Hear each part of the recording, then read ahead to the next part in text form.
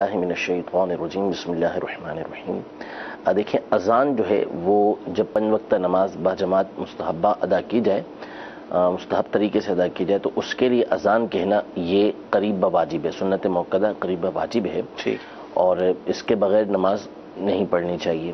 جہاں تک رہا ایسے شخص کا اذان دینا کہ جو داڑھی منڈا ہے تو ایسا شخص فاسق مولین کہلاتا ہے۔ فاسق مولین کو اذان دینے سے منع کیا گیا کہ وہ اذان نہ دے، اور بہتر ہے کہ اس کی اذان کا اعادہ بھی کیا جائے۔ لیکن اگر کسی نے اذان دے دی اور اس مسجد کے اندر جو ہے وہ نماز ادا کر لی گئی تو اس صورت میں نماز جو ہے وہ ہو گئی۔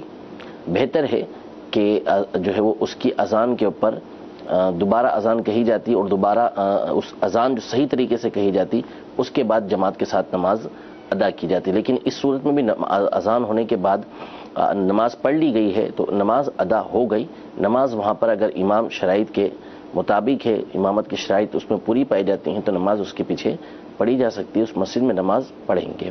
لیکن بہرحال ایسے کو اذان کے لیے مقرر کرنا ٹھیک نہیں، کیونکہ اذان کا منصب جو ہے وہ ایک عظیم منصب ہے، بہت بڑا منصب ہے، تو اس پر جس شخص کو مقرر کیا جائے گا اس کی تعظیم و توقیر کی جا رہی ہے، اور ایسے شخص کی تعظیم و توقیر کرنا یہ ممنوع ہے۔ ایسے مقام پہ ایسے شخص کو کھڑا نہیں کیا جا سکتا، تو اس پہ تو انتہائی دیانت دار جو متقی پرہیزگار ہو ایسے شخص کو مقرر کرنا چاہیے۔ دوسرا سوال جو انہوں نے کیا کہ فرض ادا کر لیے، سنتیں بھی ٹھیک ادا کر لی، آخر کے 2 نفل کے اندر غلطی ہوئی، تو 2 نفل تو ویسے ہی جدا پڑھ رہے ہیں یہ، تو اس صورت میں جو نفل کے اندر غلطی ہوئی کہ جس سے نماز فاسد ہو گئی، نفل فاسد ہو گئے، تو انہوں نے نفل ہی ادا کرنے ہیں، سنتوں اور فرض کے اوپر اس کا کوئی اثر نہیں پڑے گا، وہ ہو چکے ہیں۔ نفل اگر ان کے فاسد ہوئے ہیں یا واجب الاعادہ ہوئے ہیں تو اس کا دہرانا واجب الاعادہ، فاسد ہو چکے تو فرض ہے کہ اس کو دوبارہ سے پڑھیں گے۔ مدینہ شریف کے ناظرین، مفتی صاحب کا جواب آپ نے سماعت فرمایا کہ اذان دینا یا امامت کرنا یہ ایک بہت اعلیٰ منصب ہے، اور ایک ایسا شخص کہ جو فاسق مولین ہو، جو اعلانیہ گناہ کرتا ہو، مثال کے طور پر جس نے داڑھی کا بھی آپ نے سماعت فرمایا، تو وہ ظاہر اس چیز کا اہل نہیں ہے کہ اس کو اس اعلیٰ منصب پر کھڑا کیا جائے کہ وہ اذان دے یا امامت کرے۔ دنیاوی طور پر ہم اس کو اس انداز میں بھی سمجھ سکتے ہیں کہ مثال کے طور پہ اگر کوئی شخص انجینئر ہے تو کیا وہ کسی مریض کا آپریشن کر سکتا ہے؟ ہم اس کو دے دیں گے کہ آپ جا کے کسی کا جو ہارٹ کا جو ہے وہ آپریشن کر لیں، تو انڈرسٹوڈ ہے، ظاہر اس کو یہ نہیں دیا جائے گا کہ وہ اس چیز کا اہل نہیں ہے، اگرچہ دنیاوی طور پر اس کے بعد قابلیت بھی ہے لیکن ظاہر ہے وہ اس چیز کا اہل نہیں ہے۔ یہ سمجھانے کے لیے میں نے عرض کیا آپ کو۔ تو اسی طرح امامت ہے، خطابت ہے، یا جو بھی دینی امور ہیں، شریعت نے سب کی شرائط اور جو ہے وہ منصب کی جو اہلیت ہے وہ مقرر کی ہے۔ اب اگر کسی شخص میں یہ اہلیت نہیں ہے تو وہ اہلیت پیدا کرنے کی کوشش کرے، بدسر نہ ہو۔ مفتی صاحب، بعض اوقات یہ ہوتا ہے کہ مسجد کے اندر کوئی ہوتے ہیں اس طرح کے کہ جن کا رکھ رکھاؤ ہوتا ہے، وہ بڑی وہ ایک شخصیت ٹائپ کے ہوتے ہیں، تو بڑا مشکل ہو جاتا ہے منع کرنا اگر مصلی پہ کھڑا ہو جائیں اقامت کے حوالے سے یا کچھ، تو ایسے موقع پہ کیا کیا جائے؟ دیکھیے، پہلی چیز تو یہ ہے کہ اگر یہ شرعی احکام عام کر دیے جائیں، ٹھیک ہے، لوگوں کو بتا دیے جائیں، ہر ایک کو معلوم ہو، تو ایسے مسائل کم پیش آتے ہیں۔ دوسرا، اس حوالے سے اگر کوئی ایسا شخص ہے کہ جو کمیٹی کے اندر نہیں ہے مسجد کی، تو پھر اس صورت میں پہلے ہی سے کمیٹی کو اعتماد میں لے لیا جائے ان چیزوں کے حوالے سے، تاکہ وہ ایسے افراد کو آگے آنے ہی نہ دیں۔ ٹھیک ہے۔ تیسرا یہ کہ اگر وہ بھلے کہ صحیح روب و دبدبے والا ہے لیکن امام کی ایک اپنی حیثیت ہوتی ہے، اگر وہ سمجھا سکتا ہے تو بہتر ہے کہ وہ سمجھا دے کہ بھائی آپ کو اس طرح کے کام کی شرعاً اجازت نہیں ہے، آپ پہلے یہ اپنے اندر صلاحیت پیدا کر لیں، اس کے بعد آپ یہ کام کریں۔ اور اگر کسی صورت کوئی بات بنتی ہی نہیں ہے اور انتہائی فتنہ و فساد پیدا ہو رہا ہے کہ جس کی وجہ سے مسائل بہت زیادہ کھڑے ہوں گے، تو ظاہر ہے کہ یہاں پر بندہ مجبور ہو جائے گا، اور ایسے کہ آگے بندہ کچھ بھی نہیں کر سکے گا، تو جو مجبور ہے وہ معذور ہے۔ ٹھیک ہے، تو وہاں پر اس کے لیے ہم کچھ نہیں کہہ سکتے کہ وہ اس کو لازمی طور پہ روکے گا، اگر روک سکتا ہے تو روکے، ورنہ اس کے اوپر کوئی گناہ نہیں ہوگا۔ صحیح جی۔ مدینہ شریف کے ناظرین، مزید کالس لیں گے ہم۔ سرکار مدینہ صلی اللہ علیہ وسلم کی پانی کے متعلق سنت کیا ہے؟ کھانے سے پہلے سرکار صلی اللہ علیہ وسلم پانی پیتے تھے یا کھانے کے بیچ میں پیتے تھے یا کھانے کے بعد میں؟ رہنمائی فرمائیں۔ جی کیا فرمائیں؟ دیکھیں اس حوالے سے کہیں حدیث میں حضور علیہ الصلوۃ والسلام کا پینا تو معلوم نہیں ہے کہ آپ علیہ الصلوۃ والسلام نے اس طریقے سے پانی جو ہے وہ پیا ہے. جی اس حوالے سے کوئی حدیث میرے ذہن میں نہیں ہے، نہ میری نظر سے گزری ہے. البتہ یہ کہ امیر علیہ سنت نے اطباء کے حوالے سے اس چیز کو لکھا ہے کہ جو سمجھ میں آنے والی بات ہے کہ کھانے کی ابتدا کے اندر جو ہے وہ پانی پیا جائے، یہ زیادہ فائدہ مند ہے. درمیان میں پیا جائے، کھانا کھانے کے بعد پانی نہ پیا جائے، اس میں بندے کو نقصان ہوتا ہے. تو ٹھیک ہے، اس پر عمل کرنے میں حرج نہیں، لیکن اس کو نبی کریم صلی اللہ علیہ وآلہ وسلم کی طرف اس وقت تک منسوب نہ کریں جب تک کسی مستند ذریعے سے معلوم نہ ہو جائے کہ واقعی نبی کریم صلی اللہ تعالی علیہ وآلہ وسلم اس طرح کا فعل فرمایا کرتے تھے. جی ویڈیو سوال دیجیے. مفتی صاحب میرا آپ سے یہ سوال ہے، خلائی مخلوق کے بارے میں اسلام کیا کہتا ہے؟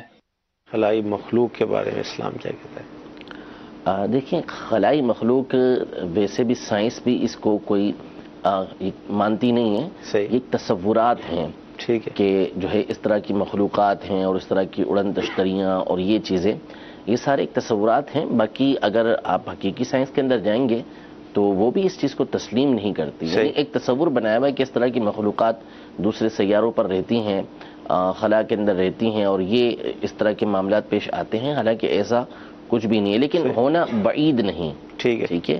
اللہ تبارک و تعالیٰ کی مخلوقات بے شمار ہیں، بے شمار، جس میں صرف جو زمین پر، یعنی زمین جس سے مراد یہ خشکی اور سمندر دونوں، صحیح، اس کے اندر ایسی ہزاروں مخلوقات ہیں جس کے بارے میں بندے کو علم ہی نہیں ہے کہ کون کون سی مخلوق کہاں پر رہ رہی ہے. باقی اس کے علاوہ فضا میں یا جو اللہ تبارک و تعالیٰ کا کی بنے ہوئے عالم ہے وہاں پہ کون سی کیسی مخلوق رہتی ہے اس کے بارے میں ہمیں علم نہیں ہے. اللہ بہتر جانتا ہے اور اللہ تبارک و تعالیٰ کے بتائے سے اس کے پیارے بہتر جانتے ہیں. لیکن بہرحال اسلام میں اس چیز کا کانسیپٹ کوئی نہیں ہے کہ اس طرح کی کوئی مخلوق جو یہ عام طور پہ تصاویر میں یا اس طرح دکھائی جاتی ہے، اس کا اسلام کے اندر کوئی تصور نہیں ہے. اور میں نے عرض کیا کہ سائنسی اعتبار سے بھی ان چیزوں کا تصور کوئی نہیں. لیکن اس میں اس حوالے سے آپ کیا رہنمائی فرمائیں گے کہ بعض اوقات بندہ اس میں پڑھتا ہے نا، اس کی تحقیق میں، جستجو میں، اور وہ نیٹ کے ذریعے تلاش کر رہا ہوتا ہے، اس میں پڑھنا کیسا ہے یہ فرمائیں. دیکھیں سب سے پہلی چیز تو امام اہل سنت رضی اللہ تعالی عنہ نے بڑی پیاری بات، خوبصورت بات ارشاد فرمائی، کہ بلکہ ضروری بات ارشاد فرمائی کہ بندے کے اوپر جو چیز فرض ہے، صحیح، اس کو سیکھے بغیر بندہ اگر مستحبات کے اندر، نفل کے اندر بھی مشغول ہوتا ہے تو یہ چیز اس کے لیے حرام ہے. اللہ، جو چیز اس کے لیے لازم ہے تو وہ ان چیزوں کو سیکھے. وہ علوم کہ جس کا سیکھنا اس کے اوپر فرض ہے، ان کو سیکھے بغیر وہ ایسے کاموں کے اندر پڑتا ہے کہ جو اصل علوم نہیں ہے، یعنی فرض علوم نہیں، واجب علوم نہیں ہے، ان کو سیکھنے کے پیچھے لگا ہوا ہے تو فرمایا ایسا شخص گناہگار ہے. پہلے اس پر لازم ہے کہ وہ اپنے اوپر عائد کردہ فرائض کو سیکھے. جو چیزیں سیکھنا اس کے لیے ضروری ہے ان کو سیکھے. عقائد ہیں جن کے ذریعے سے بندہ سنی صحیح العقیدہ بنتا ہے اور جن کی معرفت نہ ہونے کی وجہ سے بعض اوقات بندہ کفر میں اور بعض اوقات گمراہی کے اندر چلا جاتا ہے. تو ایسی چیز کا سیکھنا یہ بندے کے اوپر لازم ہے. پھر اس کے بعد جو اس کے اوپر چیزیں فرض ہوتی ہیں، نماز ہے تو نماز کے بارے میں معلومات حاصل ہونا. اب یہ ان کا تو نہیں کہتا، میں جو سوال کر رہے تھے بھائی، ان کے علاوہ بہت سارے ایسے ہوتے ہیں کہ جو اس طرح کے سوالات تو کریں گے، لیکن اگر ان سے یہی پوچھ لیا جائے کہ نماز کے شرائط اور نماز کے فرائض کتنے ہیں، کون کون سی ایسی بنیادی باتیں اور بڑی بڑی باتیں ہیں کہ جن کی وجہ سے نماز فاسد ہو جاتی ہے یا نماز مکروہ تحریمی ہوتی ہے، تو ان کو ان چیزوں کے بارے میں علم نہیں ہوتا. تو ایک مسلمان کو بحیثیت مسلمان پہلے جو اس کے اوپر چیزیں فرض ہیں ان کو سیکھنا چاہیے. باقی اس کے بعد وہ چیزیں جو دنیا کے اندر مفید ہیں ان کو سیکھنے میں حرج نہیں ہے. ستاروں کا جو ہمارے بزرگان دین رحمہم اللہ اجمعین تھے جنہوں نے پہلے کہکشاؤں کے بارے میں بتایا، جتنے سیارے انہوں نے بتائے اس زمانے میں بتائے، تو وہ ان علوم کے اندر مشغول ہوئے. انہوں نے ایسی چیزیں ہمیں دنیاوی علوم کے اعتبار سے بتائیں، لیکن کیا پہلے اصل علم حاصل کیا فرض کا، پھر اس کے بعد ان چیزوں کی طرف آئے. تو اسلام ایسے علوم کی کہ جو دنیا کے اندر فائدہ دینے والے ہیں، شریعت مطہرہ کے خلاف نہیں، ہرگز ان کی مذمت نہیں کرتا بلکہ پذیرائی کرتا ہے. لیکن بات وہی ہے کہ بندے کے پر جو چیز سیکھنا لازم تھی اس کو سیکھے بغیر ان چیزوں کے اندر پڑے گا تو یہ ایک طرح سے فضولیات کے اندر پڑے گا. اور بہت ساری ایسی چیزیں خلائی مخلوق جو اڑن تشتریاں تو فلاں تو فلاں تو فلاں یہ چیزیں جو ہیں یہ تو ایک فضولیات کے اندر ویسے ہی پڑھنا ہے. کوئی بھی سمجھدار شخص چاہے وہ دین کی طرف رغبت رکھتا ہو یا نہ رکھتا ہو بلکہ یہاں تک کہ اگر غیر مسلم بھی ہے لیکن دنیاوی اعتبار سے سمجھ بوجھ رکھتا ہے تو وہ بھی ان چیزوں کے اندر نہیں پڑے گا کہ ان چیزوں کا فائدہ کوئی بندے کو حاصل نہیں ہوگا. مدنی چینل کے ناظرین بہت پیارا جواب مفتی صاحب نے ہمیں عطا فرمایا کہ ہماری زندگی اول تو پتہ ہی نہیں ہے کہ کب مطلب موت آ جائے لیکن جو ایک میکسیمم ہم رکھتے ہیں کہ بھئی 50 سال 60 سال جو بھی رکھتے ہیں تو اب یہ دیکھنا ہے کہ اس کے اندر ہم اپنی آخرت کے حوالے سے کتنے حساس ہیں اور کتنی ہم تیاری علم دین کے حوالے سے اس میں لگے ہوئے ہیں. ورنہ اگر فضولیات کی بات آتی ہے تو یہ بھی پورا ایک بیان ہے, پورا ایک چیپٹر ہے کہ سوشل میڈیا کے حوالے سے موبائل کا جو بیجا استعمال ہے ہماری زندگی کی قیمتی لمحات جن سے ہم آخرت کی تیاری کر سکتے تھے وہ ضائع ہو رہے ہیں. تو لہذا جو فرض علوم ہیں اس میں اگر ہم لگ جائیں, دعوت اسلامی کا مدنی ماحول الحمدللہ اس میں ہماری رہنمائی کرتا ہے, مختلف ذرائع ہمیں فراہم کیے گئے, جیسے یہی اس وقت جو آپ سلسلہ دیکھ رہے ہیں یہ بھی فرض علوم حاصل کرنے کا ایک بہترین ذریعہ ہے. اس کے اندر آئے دن اس طرح کی گفتگو ہوتی ہے جو فرض علوم پر مشتمل ہوتی ہے. انشاءاللہ مزید آپ دیکھتے رہیں گے تو آپ کے علم میں اضافہ ہوتا رہے گا. اگلا ویڈیو سوال. میرا آپ سے یہ سوال ہے کہ کیڑے مکوڑوں کو بجلی کے شوق سے مارنا کیسا ہے؟ جی کیا فرماتے ہیں؟ دیکھیں پہلی بات تو یہ ہے کہ کوئی بھی ذی روح چاہے وہ کیڑے مکوڑوں کی صورت میں ہو یا کسی اور جانور کی صورت میں ہو اس کو شریعت مطہرہ نے جو مارنے کی اجازت دی ہے وہ دو وجوہ کی بنا پر دی ہے. صحیح. نمبر ایک یا تو اس سے کوئی منفیت حاصل کرنا, کوئی فائدہ حاصل کرنا مقصود, جیسے گوشت حاصل کرنا مقصود ہوتا ہے. قربانی کے جانور جن کو قربان کیا جا سکتا ہے, یہ جو حلال جانور ہیں کہ جن کو ذبح کر کے ان کا گوشت حاصل کیا جاتا ہے, تو یہاں پہ چونکہ ایک منفیت ہے, ایک فائدہ ہے, اس کے حصول کی کے لیے شریعت مطہرہ نے ان کو مارنے یعنی ذبح کرنے کی اجازت مرحمت فرمائی ہے. اور دوسری وجہ اپنے آپ سے اس کا ضرر دور کرنا, یعنی تکلیف دور کرنا, اس کی طرف سے نقصان کو دور کرنا کہ وہ بندے کو نقصان پہنچا رہا ہے, تو اس نقصان سے بچنے کے لیے اس کو مارنے کی شریعت مطہرہ نے اجازت دی. کتا ہے کٹخنا ہو گیا ہے, کاٹتا پھرتا ہے, کوا ہے بلا وجہ چونچے مارتا پھرتا ہے, چیر ہے نقصان پہنچاتی ہے, چوہا ہے نقصان پہنچاتا ہے, چھپکلی ہے نقصان پہنچاتی ہے, تو یہ مضر جانور ہیں. صحیح. تو ایسوں کو شریعت مطہرہ نے مارنے کی اجازت دی ہے. کوئی بھی بلی ہے اس کو بھی اگر وہ کاٹتی ہے, مارتی ہے, حملے کرتی ہے تو وہاں پہ اس کو مارنے کی اجازت دی کہ اس کو مارا جا سکتا ہے, لیکن اس میں بھی طریقہ کار بیان کیا کہ انتہائی تیز چھری کے ساتھ اس کو ذبح کر دے تاکہ زیادہ تکلیف اس کو نہ پہنچے. تو اصول پہلا تو یہ ہے کہ کسی بھی ذی روح کو جو مارنا اس کو مارنے کی اجازت دی گئی ہے وہ ان دو بنیادوں پر اجازت دی گئی ہے, ورنہ بہرحال کسی کو مارنے کی شرعاً اجازت نہیں ہے. اب رہا یہ کہ یہ جو الیکٹرک شوق کے ذریعے مارتے ہیں تو اس میں بعض علماء نے تو اجازت مرحمت فرمائی لیکن بعض نے منع کیا کہ اس سے بچنا چاہیے. وجہ اس کی یہ کہ اصل میں اس کے اندر ایک طرح سے یہ آگ ہوتی ہے اور آگ کے ذریعے عذاب دینے سے مارنے سے منع کیا گیا ہے.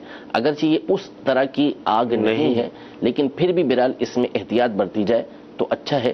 کسی اور ذریعے سے ان کا ضرر اپنے آپ سے دور کرنے کی کوشش کریں. مدنی چینل کے ناظرین SMS بھی ہم شامل سلسلہ کرتے ہیں, ایک دو ہم شامل کر رہے ہیں. جیسے فضولیات اور دیگر ابھی جو گفتگو ہوئی ہماری, تو ایک SMS آیا کہ ورزش کے بارے میں آپ کیا فرماتے ہیں کہ یہ اسلام میں اس کا کیا حکم ہے؟ دیکھیں بات وہی ہے کہ ورزش ہو یا کوئی ایسا کام ہو کہ جو مفید ہے, ٹھیک ہے, تو اس کو پہلے تو دیکھ لیں کہ واقعی وہ مفید ہے, کیونکہ بہت ساری چیزیں ایسی ہوتی ہیں کہ جس میں مزہ آ رہا ہوتا ہے. صحیح. وہ فائدے مند نہیں ہوتی. بہت سارے کھیل ایسے ہیں کہ وہ کہتے ہی ہیں کہ ہم ورزش کے لیے کر رہے ہیں, لیکن حقیقت میں اس میں کوئی ورزش نہیں ہوتی. بندہ کھڑا کھڑا کھڑا کھڑا رہتا ہے, اس میں کچھ نہیں ہوتا. یعنی ایسی کوئی ورزش نہیں ہو رہی تھی کہ جس کے ذریعے سے آپ کے جسم کو کوئی توانائی حاصل ہو رہی ہو, آپ کا جسم سیٹ ہو رہا ہو, ایسا کچھ نہیں ہوتا. تو پہلے اس بات پر غور کر لیا جائے کہ واقعی وہ جو آپ ایکسرسائز کر رہے ہیں وہ ایسی ہے کہ جس کے ذریعے سے آپ کے جسم کو فائدہ حاصل ہو رہا ہے. پھر یہ کہ اس میں کوئی شرعی آپ کو شرع کی خلاف ورزی تو نہیں کرنا پڑتی. جیسے بہت سارے جم میں جاتے ہیں تو چڈے پہنے ہوتے ہیں, یا اس میں مخلوط ہوتا ہے سلسلہ یا پھر جو ہے وہ وہاں پہ میوزک چل رہا ہوتا ہے، یہ چیزیں اگر وہاں پر ہیں تو ظاہر ہے کہ پھر ان چیزوں کی بھی اجازت نہیں ہوگی۔ باقی اس کے علاوہ اگر وہ ایکسرسائز ایسی ہے کہ جو واقعی آپ کے جسم کو فائدہ پہنچانے والی ہے اور کوئی خلاف شرع کام اس میں آپ کو نہیں کرنا پڑ رہا، تو اسلام بالکل اس کی ممانعت نہیں کرتا، پذیرائی کرتا ہے۔ نبی کریم صلی اللہ تعالیٰ علیہ وآلہ وسلم نے تیراکی سیکھنے کا حکم دیا کہ اپنے بچوں کو تیراکی سکھاؤ، وہ تیراکی سکھانے اس لیے ہی تھا تاکہ اس کے ذریعے سے جسم بھی مضبوط رہیں اور بندے کو تیرنا آ جائے۔ تو ایسے امور اختیار کرنا کہ جس کے ذریعے سے، جو ایسی ایکسرسائز کرنا کہ جس کے ذریعے سے جسم کو فائدہ پہنچ رہا ہے، اچھی نیت سے کریں گے تو انشاءاللہ یہ باعث ثواب ہو جائے گا کہ اس کے ذریعے سے آپ کو عبادت کے اندر جو ہے وہ تقویت حاصل ہوگی، مضبوطی حاصل ہوگی، تو یہ باعث ثواب ہوگا، اس میں اصلاً کوئی حرج نہیں ہے۔ ٹھیک ہے۔ اچھا، ہم پر قرض ہے لیکن جو جس سے ہم نے قرض لیا ہے وہ ہم سے تقاضا نہیں کر رہے، تو کیا قربانی کرنا ہم پر واجب ہوگا؟ دیکھیں، قرض اگر ہے لیکن قرض کے ساتھ اتنی رقم ان کے پاس ویسے ہی موجود ہے، یا سونا چاندی اتنا موجود ہے، یا بیچنے کا سامان اتنا موجود ہے، یہ قرض ادا کرنے کے لیے کچھ اور سامان ان کے پاس موجود ہے کہ جس کے ذریعے قرض بھی ادا کر سکتے ہیں اور نصاب کے برابر ان کے پاس مال بھی بن جاتا ہے، تو پھر تو ظاہر ہے کہ ان پر قربانی کرنا ضروری ہو جائے گا۔ اب 1 لاکھ روپے کا قرض ہے لیکن سونا اور چاندی ملا کے دونوں اتنا ہے، یا 52.5 تولہ چاندی سے زیادہ چاندی اتنی ہے کہ جو 1 لاکھ تک ان کے پاس پہنچ جاتی ہے، 2 لاکھ تک پہنچ جاتی ہے، یا بیچنے کا سامان یا ضرورت کے علاوہ رقم اتنی ہے کہ ان کو ملایا جائے تو جو قرض ہے وہ بھی ادا ہو جائے گا، اس کے بعد نصاب کی رقم بھی ان کے پاس پہنچ جائے گی، تو اس صورت میں قربانی واجب ہوگی، ورنہ ان کے اوپر قربانی واجب نہیں ہوگی۔ یعنی اتنا مال ہے کہ اگر اس میں سے قرض کو مائنس کریں تو وہ نصاب کے برابر نہیں رہے گا، تو پھر اس صورت میں قربانی واجب نہیں ہے۔ کرنا چاہیں تو اس میں حرج نہیں ہے، لیکن اس میں غور کر لیں کہ قربانی کر کیوں رہے ہیں، کہ یہاں پہ واجب ان کے اوپر نہیں ہے۔ اب اگر فقط اس لیے کر رہے ہیں کہ ہر سال کرتے ہیں، اس سال نہیں کریں گے تو لوگ تان و تشنیع کریں گے کہ کیا ہوا، اس سال انہوں نے قربانی نہیں کی، تو یہ نیت نہیں ہونی چاہیے۔ اللہ تبارک و تعالیٰ کی رضا کے لیے نیت ہو تو پھر اس صورت میں قربانی کرنے پر ان کو ثواب ملے گا۔ مدنی چینل کے ناظرین، SMS ہمیں قربانی کے حوالے سے بھی موصول ہو رہے ہیں، اور ابھی ایک SMS ہی آیا کہ قربانی کے مسائل بتائیں، مہربانی ہوگی۔ الحمدللہ عز و جل، جمعرات کا جو ہمارا سلسلہ عصر کے بعد چل رہا ہے اس کے اندر ہم قربانی کا موضوع لے کر ہی چل رہے ہیں، اور کل جانوروں کے عیوب جس سے قربانی نہیں ہوتی یا ہو جاتی ہے، تو اس حوالے سے انشاءاللہ موضوع چل رہا ہے، تو کل بھی ہم اس پہ گفتگو کریں گے۔ تو کل انشاءاللہ آپ یہ سلسلہ دیکھیں گے تو مزید اس پر آپ کو معلومات حاصل ہو جائے گی۔ جی، مزید کالس لیں گے ہم۔ میں ساجد بات کر رہا ہوں چکوال سے۔ میرا کوشچن یہ ہے کہ ہماری جو جامع مسجد ہے اس کا حساب کتاب میرے پاس ہے، یہ ہے کہ میں جو میرے پاس وہ پیسے پڑے ہوتے ہیں میں اس وقت ان کو خرچ کر سکتا ہوں، جبکہ میرے اکاؤنٹ میں پڑے ہوتے ہیں پیسے، وقت ضرورت میں ان کو استعمال کر سکتا ہوں؟ کیا فرمائیں گے حضرت؟ جی نہیں کر سکتے، یہ رقم ان کے پاس امانت ہے، چندہ ہے، جس مقصد کے لیے ان کو دیا گیا ہے اسی مقصد میں اس کو استعمال کیا جائے گا۔ ان کو استعمال کرنا یہ حرام ہے اور ان کے پر اس کا تاوان لازم آئے گا۔ جو صورتیں جس طرح یہ استعمال کریں گے کہ جس مقصد کے لیے ان کو دیا گیا تھا اس کے خلاف استعمال کریں گے تو تاوان کی صورتیں بنیں گی، بلکہ یہاں یہ تو اپنے ذاتی استعمال کی بات کر رہے ہیں۔ فقہاء کرام نے تو یہاں تک لکھا ہے کہ مسجد کے لیے جو رقم دی گئی اگر وہ کسی مخصوص مد میں دی گئی ہے کہ اس کے ذریعے سے آپ وضو خانہ بنا دیجیے گا، یا اس کے ذریعے سے آپ مینارہ بنا دیجیے گا، یا اس کے ذریعے سے آپ جو ہے وہ مسجد کی دریا خرید لیجیے گا، تو جس مد میں وہ رقم دی گئی ہے اس مخصوص مد کے اندر ہی اس کو استعمال کیا جائے گا، کسی دوسری مد کے اندر اس کو استعمال نہیں کر سکتے۔ تو ان کا یہ رقم کا استعمال کرنا بالکل ناجائز ہوگا، شرعاً اس کی اجازت یہ نہیں ہے۔ ٹھیک ہے جی، مزید کالس؟ صاحب سوال یہ کرنا تھا کہ وراثت جو ہے اس کو تقسیم کرنے کے لیے کچھ شرعی رہنمائی فرمائیے کہ والدین کی وراثت میں ان کے انتقال کے بعد کچھ ورثہ تقسیم کاری چاہتے ہوں اور کچھ نہ چاہتے ہوں، تو اس صورت میں اب شرعی رہنمائی عنایت فرمائیے کہ کس وقت جو ہے وراثت کو تقسیم کرنے کے لیے کوئی شرعی حکم ہے، فرض ہے یا واجب ہے یا مستحب ہے؟ جزاک اللہ خیرا۔ انتقال ہونے کے بعد کی بات جی دیکھیں، اب انہوں نے صورتحال واضح کی نہیں کہ کس چیز کی تقسیم کاری یہ کرنا چاہ رہے ہیں، تو بہرحال اس میں یہ ہے کہ صورتیں تو بنتی ہیں کہ کرنا ضروری ہو جاتا ہے کہ بعض صورتوں کے اندر کہ اگر کوئی تقاضا کرتا ہے تو اس کا حصہ تو اس کو دینا پڑے گا، لیکن چونکہ وراثت کے مسائل کثیر ہیں، بہت سارے مسائل ہوتے ہیں، اور اس کو نصف علم کہا گیا ہے کہ یہ آدھا علم ہے اور اس کی بے شمار صورتیں بنتی ہیں، تو اس لیے جو ان کو صورتحال درپیش ہے، کیا چیز تقسیم کاری کرنی ہے اور کس چیز کا تقاضا کیا جا رہا ہے، اس حوالے سے اگر یہ براہ راست دارالفتہ اہل سنت میں رابطہ کر لیں گے تو ان سے جو ہے وہ معلومات لے کر بآسانی جواب دیا جا سکے گا۔ مدنی چینل کے ناظرین، جامعۃ المدینہ کے طلباء کرام بھی ہمارے ساتھ سلسلے میں شامل ہوتے ہیں، آئیے دیکھتے ہیں کہ مفتی صاحب سے یہ کیا سوال کر رہے ہیں۔ السلام علیکم ورحمۃ اللہ وبرکاتہ۔ وعلیکم السلام ورحمۃ اللہ وبرکاتہ۔ مفتی صاحب کی بارگاہ میں سوال ہے کہ اگر مسافر کی نماز کا وقت اس کے شہر میں داخل ہونے سے پہلے شروع ہو گیا ہو لیکن وہ نماز اپنے شہر میں داخل ہونے کے بعد پڑھے تو کیا وہ نماز پوری پڑھے گا یا قصر؟ جی حضور کیا فرمائیں گے؟ لیکن یہ مسافر تھا، مثلا عصر کا وقت شہر کے باہر ہی شروع ہو گیا، اب یہ شہر کے اندر داخل ہوا تو عصر کا وقت موجود ہے، تو جب وہ شہر کے اندر آ گیا تو اب یہ مسافر نہ رہا، وقت موجود ہے، اس نے پوری نماز ادا کرنی ہے۔ ٹھیک ہے، تو چونکہ اب مسافر نہیں ہے، مقیم ہے اور وقت بھی موجود ہے، تو اس کے اوپر عصر کی پوری رکعتیں ہی لازم ہیں، یعنی 4 رکعتیں ہی یہ ادا کریں گے، اب اس کے اندر قصر نہیں کر سکتے۔ ٹھیک ہے جی، ویڈیو سوال دیجئے۔ آج کل نیو کنسٹرکشن چل رہی ہے تو اور وہ فلیٹ وغیرہ بن رہے ہیں تو اس میں اٹیچ بات ہے جس کے اندر آپ وضو کرنے جائیں تو وضو کی دعا کیا ہم پڑھ سکتے ہیں؟ یعنی کیونکہ وہ باتھ روم ہے، باتھ روم میں علماء نے فرمایا کہ جب باتھ روم میں جاؤ تو خاموش رہو، لیکن وہ اب ماحول ایسا بن گیا ہے کہ ہر گھر میں جو ہے اٹیچ بات ہے، تو اس میں کیا دعا کا سسٹم ہوگا، کیا معاملہ ہوگا، کیا ترکیب ہوگی؟ جی اٹیچ بات، جی اٹیچ بات یعنی ایک جو دونوں ہوتے ہیں، واش روم باتھ روم دونوں ہوتے ہیں اور کمرے کے ساتھ عام طور پہ ہوتے ہیں، تو بہرحال ہونا تو یہ چاہیے کہ دونوں الگ الگ ہونے چاہیے کمرے کے ساتھ۔ بہرحال اب یہ تو اس کی ویلیو بڑھ جاتی ہے، ورنہ اصولی طور پہ دیکھا جائے تو یہ نامناسب ہونا نہیں چاہیے ایسا، کیونکہ ہے یعنی آسانی اس کے اندر ضرور ہے، لیکن یہ چیزیں ظاہر سی بات ہے کہ جو خاص طور پہ واش روم ہے یہ تو خرابی کی جگہ ہوتی ہے، صحیح، تو تھوڑا سا یہ فاصلے پر ہونا تو یہ زیادہ بہتر ہے، لیکن چونکہ ہمارا دور یہ چل پڑا اور اس کا ساتھ ہونا یہ جگہ کی ویلیو کو بڑھا دیتا ہے، کمرے کی ویلیو کو بڑھا دیتا ہے، تو بہرحال جب باتھ روم اور واش روم ایک ساتھ ہیں تو اس صورت میں اگر آپ اندر داخل ہوں گے، باتھ روم کے اندر آپ وضو خانے میں، یہاں وضو کی جگہ بنی ہوئی ہے وہاں پر آپ وضو کرنا چاہ رہے ہیں، تو اس صورت میں عمومی طور پر ہمارے ہاں جو یہ دونوں ساتھ بنے ہوئے ہوتے ہیں اس میں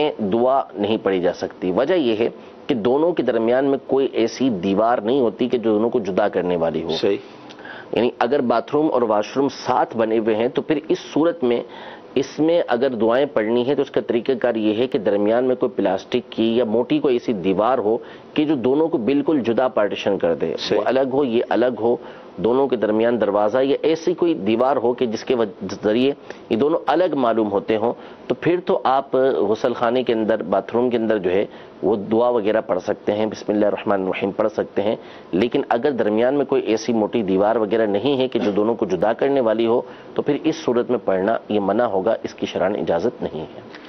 مدنی چینل کے ناظرین، امیر علیہ سنت اپنا در بعض اوقات یہ مدنی مذاکروں میں بیان بھی فرماتے ہیں کہ ہمارے گھروں کے اندر ہر طرح کی سہولت ہوتی ہے لیکن ایک چھوٹا سا وضو خانہ جس پہ بآسانی ہم بھی اور گھر کی اسلامی بہنیں بھی وضو کر سکیں یہ نہیں ہوتا، یعنی گھر کے نقشے بنائے جاتے ہیں، ہر طرح کی اس میں سہولت ہوتی ہے لیکن ایک چھوٹا سا وضو خانہ ایک دو اس میں مطلب بیٹھ کے وضو کر سکیں یہ نہیں ہوتا۔ تو آج کے سلسلے کی برکت سے جو اپنے گھر بنا رہے ہیں یا بنائیں گے وہ نیت کریں، یا جن کے لیے ممکن ہے کہ وہ 500 گز کا بنگلہ ہے لیکن اس کے اندر وضو خانہ نہیں ہے، حالانکہ چلیں مرد حضرات جو ہوتے ہیں ان کو پھر بھی اگر وہ چاہیں تو بیسن پر جو ہوتا ہے اس پہ کھڑو کر وضو کر بھی لیتے ہیں، لیکن ظاہر اسلامی بہنوں کو تکلیف ہوتی ہے، تو اس حوالے سے بھی نیت کریں کہ اپنے گھر میں ہم مسلمان ہیں، ظاہر نمازوں کا سلسلہ ہوتا ہے، رمضان شریف کا مہینہ آتا ہے، تو یوں ایک چھوٹا سا وضو خانہ بھی بنا لیں گے تو انشاءاللہ تعالی اس کی بھی برکتیں نصیب ہوں گی۔ جی مزید کالس لیں گے ہم۔ صف کے درمیان کرسی جو ہے وہ رکھی جائے اور کرسی کے دائیں بائیں جو مقتدی کھڑے ہیں ان میں فاصلہ رہے تو کیا ان کی نماز جو ہے وہ ہو جائے گی؟ کرسی بیچ میں ہے، کرسی بیچ میں تو کرسی پر آدمی بھی ہے یا نہیں ہے؟ صحیح. کرسی بیچ میں ویسے تو نہیں رکھی جائے گی کہ ایسے ہی درمیان میں کرسی رکھ دی اور دائیں بائیں آدمی کھڑے ہو گئے. اگر کوئی بیٹھا ہوا ہی نہیں ہے ویسے ہی کرسی رکھ دی تو ظاہر سی بات ایسا ہوتا نہیں ہے ویسے. ایسا نہیں ہوتا. عام طور پہ یہ ہوتا ہے کہ جو معذور افراد ہیں وہ اس میں کرسی پر بیٹھتے ہیں. تو اگر واقعی کوئی شرعی اعتبار سے ایسا معذور ہے کہ جس کو کرسی پر بیٹھنے کی اجازت مل گئی اور وہ صف کے درمیان میں کرسی پر بیٹھا ہوا نماز ادا کر رہا ہے تو اس کی وجہ سے قطعی صف تو نہیں ہوگا, صف مکمل ہی کہلائے گی. لیکن جو ایسے افراد ہیں کہ جن کو کرسی پر بیٹھ کے نماز پڑھنا ہوتی ہے اور ان کو اجازت ہوتی ہے, وہ خود بھی غور کر لیں کہ واقعی وہ رکوع اور سجود پہ قادر نہیں ہے کہ جس کی وجہ سے وہ بیٹھ کے نماز ادا کر رہے ہیں, ان کو اجازت شرعی ملی بھی ہے کہ وہ بیٹھ کر کرسی پر نماز پڑھ سکتے ہیں, تو پھر ان کے لیے بھی بہتر طریقہ کار یہی ہے کہ کرسی کو صف کے کونے میں رکھیں. بیچ میں نہ رکھیں, لیکن اگر بیچ میں رکھے کسی نے نماز پڑھی تو نماز بہرحال ہو جائے گی اور صف بھی مکمل ہی کہلائے گی. لیکن بہتر طریقہ کار یہ ہے کہ ان کی کرسی اس صورت میں بھی صف کے کونے کے اندر ہونی چاہیے, جبکہ واقعی جو صف ہے وہ کونے تک پہنچتی ہو, ورنہ ایسا نہ ہو کہ یہ کونے میں بیٹھا اور صف آدھی بنی ہوئی ہو. اگر صف آدھی بنی ہوئی ہے تو پھر اس کو انہی کے برابر میں آ کے بیٹھنا ہوگا. ٹھیک ہے.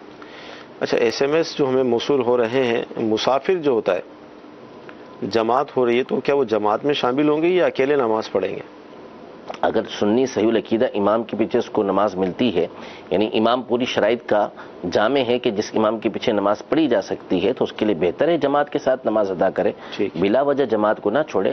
جماعت اس پر واجب نہ ہونے اور ہونے میں علماء کا اختلاف ہے کہ اگر وہ ایسا مسافر نہیں ہے کہ جو بھاگ دوڑ کے اندر ہے, بلکہ وہ آرام سے ادا کر سکتا ہے, کسی جگہ پہ اس نے قرار پکڑا ہوا ہے, کسی جگہ ٹھہرا ہوا ہے, تو اگرچہ اس میں علماء کا اختلاف ہے لیکن اس میں کسی کا اختلاف نہیں ہے کہ وہ جماعت کے ساتھ نماز پڑھے گا تو اس کو زیادہ ثواب نہیں ملے گا. اس کو اگر قدرت حاصل ہے تو وہ جماعت کے ساتھ نماز ادا کرے, انشاءاللہ اس کا ثواب اس کو ملے گا. ٹھیک ہے جی. مزید کالز. سوال جس کے گھر میں سب سے پہلی بار قربانی ہوتی ہے تو کس کے نام سے ہونا چاہیے؟ فرض نہیں ہے اس کے اوپر, نہ اس کے پاس اتنا پیسہ ہے, بس وہ اپنی خوشی سے اس وقت اتنے پیسے تھے اس کے پاس کہ وہ قربانی کر رہا تھا, کر سکتا تھا, تو اس سب سے پہلے کس کے نام پہ کرنا چاہیے؟ کیونکہ کچھ لوگ ایسا بولتے ہیں کہ پہلے حضور صلی اللہ علیہ وسلم کے نام پہ ہونا چاہیے, کچھ لوگ بولتے ہیں کہ گھر کے بڑے کے نام پہ ہونا چاہیے جو گھر میں بڑا ہے اس ٹائم پہ.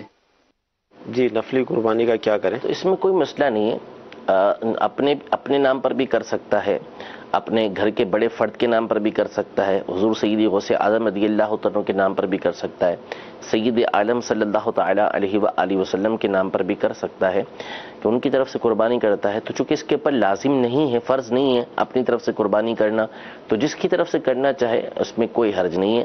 اب بسا اوقات اصل میں یہ ذوق کے اوپر منحصر ہوتا ہے. اب بعض اوقات اس کا دل کرتا ہے کہ میں اللہ کی راہ میں اپنی طرف سے قربانی کروں, تو ٹھیک ہے, اس میں بھی کوئی حرج نہیں. بعض اوقات اس کی توجہ یہ جائے گی کہ نہیں میرے والد صاحب موجود ہیں, اگرچہ ان پہ بھی قربانی فرض نہیں لیکن وہ خوش ہوں گے تو میں اس لیے ان کی طرف سے کروں.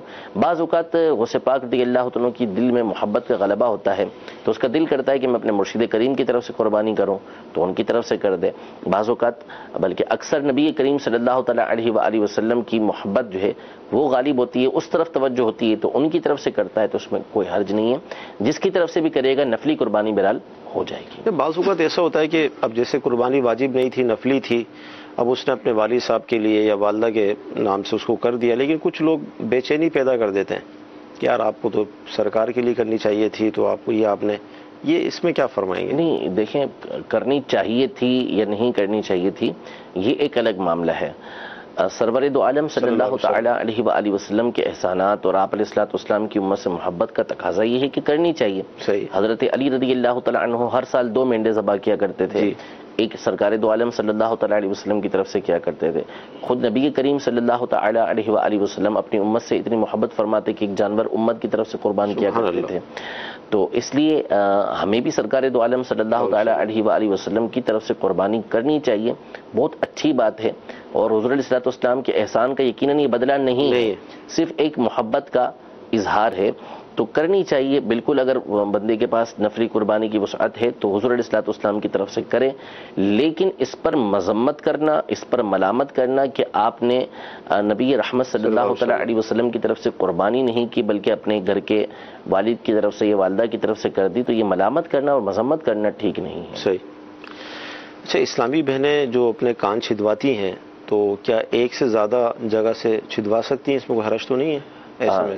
ویسے چھدوانے میں تو حرج نہیں ہے کہ کان ایک سے زیادہ مقام سے چھدوائیں، لیکن اب اس پہ غور کر لیا جائے کہ یہ جو طریقہ کار ہے کہ ایک سے زیادہ چھدوا کے الگ الگ جو ہے وہ اس کے اندر ایرین ڈالنا یا جو بھی زیور پہننا، کیا یہ جو صالحات ہوتی ہیں، نیک عورتیں ہوتی ہیں، خواتین ہوتی ہیں، وہ اس طرح کا انداز اختیار کرتی ہیں، یا یہ فاسقات و فاجرات جو خواتین ہوتی ہیں ان کا طریقہ کار ہوتا ہے اور ایک عجب سا محسوس ہوتا ہے، برا محسوس ہوتا ہے، یعنی اچھا محسوس نہیں ہوتا دیکھنے والوں کو، جو اس کے محرم وغیرہ دیکھیں تو وہ بھی تو ویسے جائز ہے، لیکن اگر اس کے اندر کوئی ایسی خارجی خرابی آتی ہے تو پھر اس سے بچنا ہوگا۔ جی اگلی کال لیں گے ہم۔ میرا سوال عرض یہ ہے کہ میری بہن میرے گھر میں 5 سال سے رہ رہی تھی، میں کرائے پہ رہ رہا تھا، وہ میری جگہ پر رہ رہی تھی، اب وہ جو خالی کر رہی ہیں تو وہ کہہ رہی ہیں جو میں نے اس میں پیسہ لگایا ہے وہ مجھے دو، میں خالی کروں گی ورنہ میں کسی اور کو دیتی ہوں، اس کا جواب ارشاد کرنا۔ جی بہن کیا پیسہ لگایا یہ انہوں نے وضاحت نہیں کی، کوئی کلر کروا دیا تھا یا کوئی اس میں ٹیوب لائٹ لگا دی یا کیا کام کیا ہے؟ تو اب جو دیا ہے رہ رہی ہیں تو ظاہر ہے کہ اس میں بہت سارے کام ایسے ہوتے ہیں جو کرایہ دار خود کرواتے ہیں، تو اب یہ تو شاید کرایہ بھی نہیں لے رہے تھے، تو اب وہ کیا کام ہے، کیا اس کے اوپر کوئی دوسری عمارت بنا دی ہے، کوئی کمرے بنا دیے ہیں، تو ان تمام چیزوں کے پیش نظر ہی اس کا حکم بیان کیا جا سکے گا۔ بہرحال بہن کا اس طرح کہنا کہ میں کسی اور کو دے دوں گی یہ تو طریقہ کار درست نہیں ہے۔ ٹھیک ہے، اگر واقعی اس نے کوئی تعمیرات وغیرہ بھی اس پر کی ہیں اور اسی نیت سے کی تھیں کہ میں اس کو لے لوں گی اپنے بھائی سے خرچہ وغیرہ، تو پھر تو یا تو خرچہ لے یا اپنی وہ عمارت کو اس طریقے سے وہاں سے اس کو کھاڑنا پڑے گا کہ اس کی عمارت کو نقصان نہ پہنچے۔ تو بہرحال یہ طریقہ کار درست نہیں، لیکن چونکہ صورتحال واضح نہیں کہ کیا بہن کس چیز کا مطالبہ کر رہی ہے، تو پھر بہتر یہی ہے کہ دونوں فریق جو ہے وہ دارالفتہ اہل سنت میں آ سکتے ہیں تو وہاں کے رابطہ کریں، ورنہ کسی بھی سنی مستند مفتی صاحب ہوں تو ان سے رابطہ کریں اور دونوں اپنا اپنا موقف سامنے ظاہر کر دیں، دونوں کی بات سن کر ہی کوئی فیصلہ کیا جا سکتا ہے۔ اچھا، یہ تو خیر آپ نے ان کا جواب ارشاد فرما دیا۔ جو مدنی چینل کے ناظرین ہیں، ظاہر ایک بہت بڑی تعداد رینٹ پر رہتی ہے، ان کے لیے کیا فرمائیں گے؟ کوئی اس طرح کا کام کریں تو پہلے طے کر لیں یا کیا کریں؟ دیکھیں بہت سارے کام وہ ہوتے ہیں کہ جو کرایہ دار چھوٹے موٹے کام ہوتے ہیں وہ خود ہی کرتے ہیں۔ اب بلب خراب ہو گیا تو جیسے واش روم کا ہم نے بھی کہا، جی تو اب واش روم میں تبدیلی کریں، ایسا کام کہ جس سے بالکل جو ہے وہ تبدیلی ہوتی ہے، تو یہ تو ظاہر سی بات ہے کہ آپ کو مالک مکان سے اجازت لینا پڑے گی۔ ٹھیک ہے، اس کی اجازت کے بغیر تو آپ یہ نہیں کر سکتے۔ ایسا کام کہ بالکل عام طور پہ وہ ہوتا نہیں ہے، تو اس کی اجازت، توڑ پھوڑ کی اجازت یہ لینا پڑے گی۔ چھوٹے موٹے کام ہوتے ہیں کہ مالک مکان کو بھی پتہ ہوتا ہے کہ یہ کام اگر ہوں گے تو یہ کر لے گا، تو وہ کام جو عرفاً عام طور پہ کیے جاتے ہیں اگرچہ اس کی اجازت ہے، لیکن ایسے کام کہ جو عرفاً نہیں کیے جاتے، جب بھی کیے جاتے ہیں تو وہ مالک مکان سے پوچھے جاتے ہیں، تو پھر ان کو پوچھنا ہوگا۔ اسی طرح اب یہ ایک طرح سے جو صورتحال بتا رہے تھے وہ احسان کی صورت تھی، بھلائی کی صورت تھی، تو ایسا ہوتا ہے کہ 10 سال تک ایک کرایہ دار رہ رہا ہے تو جو مالک مکان ہے اب وہ اس کو کہتا ہے کہ خالی کرو، تو وہ کہتے ہیں جی میں 10 سال سے یہاں پہ رہ رہا ہوں، اب میں ایسے تو خالی نہیں کروں گا کہ مجھے آپ کچھ دو گے تو میں خالی کروں گا، تو یہ تو گنڈا گردی ہے، یہ بدماشی ہے، یہ تو ناجائز ہے اس طریقے سے کرنا کہ آپ کچھ لیے بغیر اس کو خالی نہیں کریں گے، تو یہ طریقہ کار جائز نہیں ہے۔ اس کا مکان ہے، اس نے آپ کو مکان کرائے پر دیا ہے، آپ کرایہ دے رہے ہیں تو اس کے مکان سے آپ فائدہ بھی اٹھا رہے ہیں۔ اب اگر وہ ایک مدت صحیحہ درست مدت کے اندر آپ کو کہہ رہا ہے کہ بھئی آپ مکان کو خالی کر دیں، تو آپ اس مدت کے اندر مکان کو خالی کر دیں۔ اچھا، ابھی آپ نے جو تیراکی کے حوالے سے حدیث کو بیان فرمایا، ظاہر وہ مطلقاً آپ نے اس کو بیان فرمایا، اب اسلامی بہنوں کے حوالے سے کیا ہے؟ سوئمنگ وغیرہ کرنے دیکھیں ہماری بات جو چل رہی تھی وہ ورزش کے حوالے چل رہی تھی، اور میں نے اس سے پہلے ساری قیودات بیان کی تھیں کہ جو شریعت سے ٹکراتی نہ ہو، اور ایسا پوری جم کی میں نے مثال دی کہ کیا کیا ہوتا ہے۔ اب جا کے کچھ سوئمنگ پول میں تیرنا اس طریقے سے شروع کر دے کہ وہاں پہ کوئی چڈی پہن کے تیر رہا ہے تو کوئی لڑکی آئی ہوئی ہے، تو اس طرح تو ظاہر سی بات ہے اس چیز کی اجازت نہیں ہوگی۔ یہ وہ امور کے جن میں شریعت مطہرہ کی پابندی کی جا سکے تو ان چیزوں کی اجازت ہوگی، اگر شریعت مطہرہ کی خلاف ورزی ہوتی ہے تو ظاہر ہے کہ اس کی اجازت نہیں۔ مدنی چینل کے ناظرین، جب بھی اس طرح کی جو کوئی بات بیان کی جاتی ہے، اللہ تعالیٰ کی رحمت ہے ہمارے مدنی ماحول میں، مفتیان کرام امیر سنت کو بھی آپ دیکھتے ہوں گے، یعنی بار بار یہ بات کی جاتی ہے کہ شریعت اگر اجازت دے، شریعت اگر اجازت دے، یہ جملہ بار بار دہرایا جاتا ہے، تو یہ مین بات یہی ہوتی ہے۔ تو حدیث کا جو جیسے مفہوم بیان کیا گیا، تو اب کوئی خالی اس حدیث کو لے لے کہ سرکار نے ارشاد فرمایا تھا کہ بھئی یہ کریں، تو آگے یہ جو جملہ بیان کیا گیا تھا کہ شریعت اجازت دے، تو یہ بھی تو ہمیں نوٹ کرنا چاہیے. بعض اوقات یہ نوٹ نہیں ہوتا یا ذہن سے نکل جاتا ہے یا ہم توجہ سے سنتے نہیں ہیں، تو پھر وہ دوسری بات کی طرف توجہ چلی جاتی ہے. تو لہذا جو بھی مسئلہ ہے اس کو توجہ سے سنا جائے، اور اگر سمجھ میں نہ آئے تو پوچھا جائے. جس طرح انہوں نے الحمدللہ SMS کے ذریعے پوچھ لیا، تو اگر یہ دیکھ رہے ہوں گے تو وضاحت بھی سمجھ میں آ گئی ہوگی کیا کرنا چاہیے. جی ہم مزید کالس لیں گے. میرا مفتی صاحب سے یہ سوال ہے کہ مغرب کی نماز کا وقت کتنا ہوتا ہے؟ السلام علیکم ورحمۃ اللہ وبرکاتہ. وعلیکم السلام ورحمۃ اللہ وبرکاتہ. کانسیپٹ یہ ہے کہ اندھیرا ہو گیا تو وقت چلا گیا. دیکھیں مغرب کا وقت عشاء کا وقت شروع ہونے سے پہلے تک ہوتا ہے. اب یہ شفق ڈوبنے کے اوپر ہوتا ہے، لیکن شفق کی پہچان ہر ایک کو ہوتی نہیں ہے، اور ہمارے لیے آسانی یہ ہے کہ کیلنڈر بنے ہوئے ہیں، سافٹ ویئر موجود ہیں. رکھتے نہیں ہیں کیلنڈر، رمضان شریف کا رکھتے ہیں. کیلنڈر گھر میں رکھنا چاہیے. اور دوسرا سافٹ ویئر تو اب بالکل عام ہو چکے ہیں، ہر ایک موبائل کے اندر بآسانی اوقات الصلاۃ جو دعوت اسلامی کا ہے وہ پلے اسٹور سے بآسانی ڈاؤن لوڈ ہو جاتا ہے، اور اس کے اندر آپ اپنے شہر کی لوکیشن سیٹ کر کے اس میں بآسانی معلوم کر سکتے ہیں کہ کس نماز کا وقت کب شروع ہو رہا ہے. تو مغرب کی نماز کا جو آخری وقت ہے وہ عشاء کا وقت شروع ہونے سے پہلے. البتہ مغرب میں بہتر یہ ہے کہ فوری طور پر ادا کر لی جائے، سوائے وہ دن کہ جس میں بادل گھرے ہوئے ہوں، لیکن وہ بھی اس زمانے کے اندر تھا کہ جب کس طرح یہ اوقات صلاۃ کے نقشے وغیرہ موجود نہیں تھی، ٹائمنگ کا سلسلہ نہیں تھا. وقت تو تھا اس میں بھی، لیکن چونکہ اس میں اس طرح منٹوں کا حساب اور یہ چیزیں گھڑیاں وغیرہ اس طرح نہیں تھی. اب ہمارے زمانے کے اندر ہر ایسی چیز ایجاد ہو چکی ہے کہ جس میں آسانی سے ان چیزوں کا حساب ہو جاتا ہے. تو جو نماز مغرب ہے وہ جلدی ادا کرنی چاہیے، اس میں دیر نہیں کرنی چاہیے. اور اگر اتنی دیر کی کہ جس سے ستارے گتھ گئے، یعنی نظر آ رہے ہیں، جھمگٹا نظر آ رہا ہے ستاروں کا، تو پھر اس صورت میں نماز مکروہ تحریمی ہے. یعنی ناپسندیدہ ہے اتنی دیر کرنا، مکروہ تحریمی ہوتا ہے، گناہ کی صورت ہوتی ہے کہ جان بوجھ کے اتنی دیر نہیں کرنی چاہیے. لیکن نماز پڑھنا پڑے گی، نماز ہو جائے گی. اتنی تاخیر کرنا یہ گناہ کا کام ہے.